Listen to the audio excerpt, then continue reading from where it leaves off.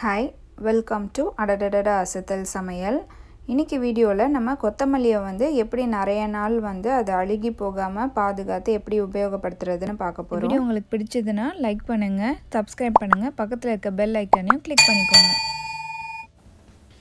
இப்போ நம்ம கொத்தமல்லியை எப்படி ரொம்ப நாள் வச்சு யூஸ் பண்ணுறதுன்னு பார்க்கலாம். நான் ஒரு 2 கட்டு கொத்தமல்லி வாங்கியிருக்கேன். இது பார்த்திங்கன்னா நம்ம இப்படியே கவர்லேயே வச்சுருந்தோன்னா அழுகி போயிடும். இதை எப்படி நம்ம யூஸ் பண்ணுறது நிறைய நாளுன்னு பார்க்கலாம். இப்போ 2 கட்டு இருக்குது. இதில் இப்போ இங்கே பார்த்திங்கன்னா நமக்கு வேர்லாம் இருக்காது. இந்த மாதிரி தான் கொடுப்பாங்க, வேரை கட் பண்ணி தான் கிடைக்கும். இந்த மாதிரி ஒரு கட்டு இவ்வளோ தான் இருக்கும். இந்த மாதிரி ரப்பர் பேண்ட் போட்டு வச்சுருப்பாங்க. இப்போ இதில் பார்த்திங்கன்னா இந்த கழிவும் அவ்வளோவா இருக்காது. அதாவது எக்ஸ்ட்ராவாக அந்த புல் அந்த மாதிரி இல்லாமல் இருக்காது. இப்போ நம்ம ஊரில் நீங்கள் வாங்கினீங்கன்னா வேரை கட் பண்ணிடுங்க.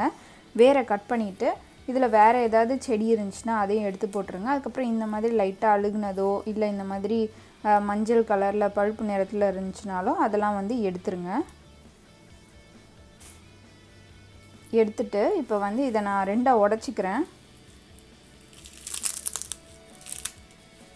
இந்த பாத்திரத்தில் நான் தண்ணி வச்சுருக்கேன், சாதாரண குழா தண்ணி தான். இதை நம்ம இந்த தண்ணியில் போட்டுடலாம். அதே மாதிரி பார்த்திங்கன்னா இந்த கட்டையும் நான் பண்ணுறேன். இங்கே மண் கூட அவ்வளோவா இருக்காது. நம்ம ஊரில் நீங்கள் ஒரு 2-3 தடவை அலசிக்கோங்க. மண் போகிற வரைக்கும் நம்ம அலசிக்கலாம். இப்போ இதுலேயும் பார்த்திங்கன்னா நம்ம இந்த தேவையில்லாத செடி ஏதாவது இருந்துச்சுன்னா அதை ரிமூவ் பண்ணிக்கலாம். அப்புறம் இந்த மாதிரி அழுகி போனது அந்த மாதிரி இருந்துச்சுன்னா அதையும் எடுத்துடலாம். இதில் இருக்க இல்லை, இது புல் இல்லை, புல் மாதிரி இருந்துச்சு. அவ்வளோதான், மீதி எல்லா இலையும் நல்லா தான் இருக்குது. இது ஒரு மாதிரி இருக்குது. இப்போ இதையும் நான் 2ஆக உடச்சிக்கிறேன்.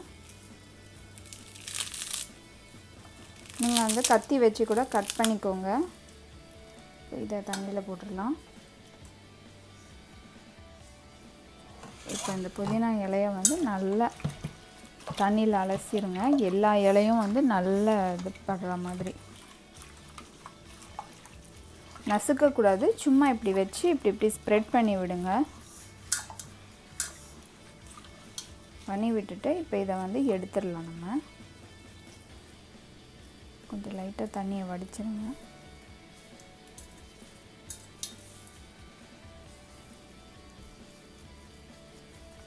எடுத்துட்டு இப்போ இங்கே பார்த்திங்கன்னா இந்த மாதிரி ஓட்டை போட்ட ஒரு கூடை வச்சுருக்கேன். அதுக்கு கீழே ஒரு தட்டு வச்சுருக்கேன் தண்ணி வடிகிறதுக்காக.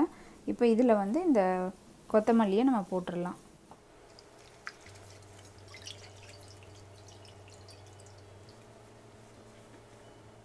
இது நம்ம கொத்தமல்லி கடையிலேருந்து வாங்கிட்டு வந்த அடுத்த நாளுக்குள்ளேயே நீங்கள் பண்ணி வச்சுருங்க. அப்போ தான் கரெக்டாக இருக்கும். இல்லைனா அது இன்னும் கொஞ்சம் கொத்தமல்லி அப்படியே ஒரு மாதிரி வாடி போய் இதாயிரும். அதனால நம்ம உடனே பண்ணி ஸ்டோர் பண்ணி வச்சுக்கணும். இப்போ பார்த்திங்கன்னா கழுவியாச்சு பாருங்கள். இந்த அதில் லைட்டாக இருந்த மண்ணெல்லாம் கூட அடியில் தங்கிருச்சு. இப்போ நம்ம இந்த கொத்தமல்லியை இதை இப்படியே ஒரு 10லேருந்து 15 நிமிஷம் வரைக்கும் இருக்கட்டும். இதில் இருக்க தண்ணிலாம் அது வடியணும் நல்லா. இது அப்படியே இருக்கட்டும். இப்போ ஒரு 10 நிமிஷம் ஆயிடுச்சு. தண்ணிலாம் நல்லா வடிஞ்சிருச்சு. இங்கே பார்த்திங்கன்னா இந்த தட்டில் தண்ணி இருக்குது. ஸோ இப்போ இதை நம்ம என்ன பண்ண போகிறோன்னா கீழே ஒரு துணி இல்லைனா டிஷ்யூ பேப்பர் இல்லைனா நியூஸ் பேப்பர் அந்த மாதிரி விரிச்சிக்க போகிறோம். ஸோ நான் இந்த டிஷ்யூ பேப்பரை கீழே விரிக்கிறேன். இப்போ இதில் நம்ம இந்த கொத்தமல்லியை கொஞ்சம் நேரம் போட்டு இந்த இன்னும் இருக்க தண்ணியெல்லாம் நம்ம எடுக்க போகிறோம்.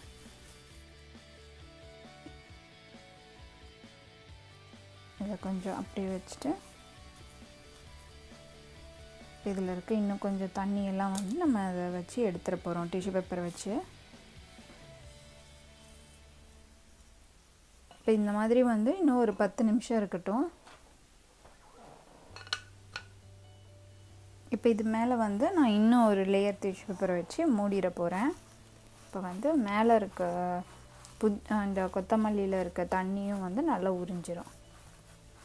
இப்போ இந்த மாதிரி வந்து இன்னும் ஒரு 10 நிமிஷம் இது இருக்கட்டும் இதே மாதிரி.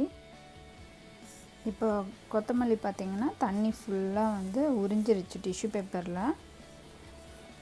இப்போ இந்த டிஷ்யூ பேப்பரை வந்து நம்ம எடுத்துடலாம். எடுத்துட்டு இப்போ இந்த கொத்தமல்லியை வந்து நான் நறுக்கி வச்சுக்க போகிறேன். ஏன்னா நம்ம இப்போவே நறுக்கி வச்சுக்கிட்டோன்னா ஈஸியாக இருக்கும் நம்ம யூஸ் பண்ணும்போது. இப்போ நறுக்கி போடுறதுக்கு ஒரு டப்பா எடுத்துக்கிட்டேன். ஒரு டிஷ்யூ பேப்பர் இந்த மாதிரி 2ஆக மடித்து வச்சுருக்கேன். நம்ம வந்து டிஷ்யூ பேப்பர் இல்லைன்னா நியூஸ் பேப்பர் கூட யூஸ் பண்ணிக்கலாம். அதை வந்து இதுக்குள்ளே அடியில் போட்டுறேன். இப்போ இதை வந்து சின்ன சின்னதாக நறுக்கிக்கலாம். கொஞ்சமாக எடுத்துக்கலாம்.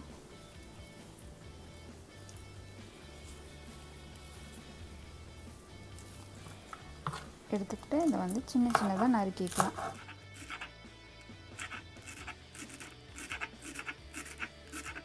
கொத்தமல்லி வந்து நம்ம காம்போடையே நறுக்கிக்கலாம். காம்பையும் யூஸ் பண்ணிக்கலாம்.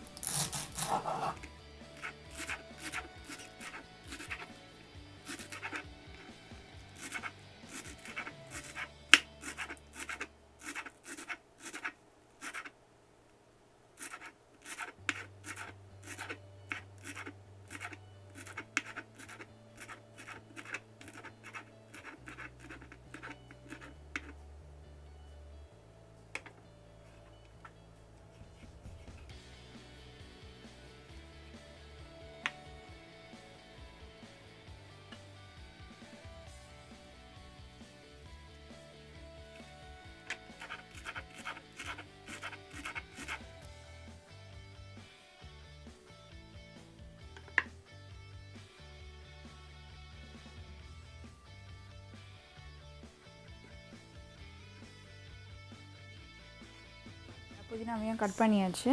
இப்போ நான் இன்னொரு டிஷ்யூ பேப்பரை எடுத்து இப்படி 2ஆக மடிச்சிக்கிறேன். மடிச்சுட்டு இது மேலே வச்சு க்ளோஸ் பண்ணிடுறேன். நம்ம வந்து நியூஸ் பேப்பர் கூட யூஸ் பண்ணிக்கலாம்.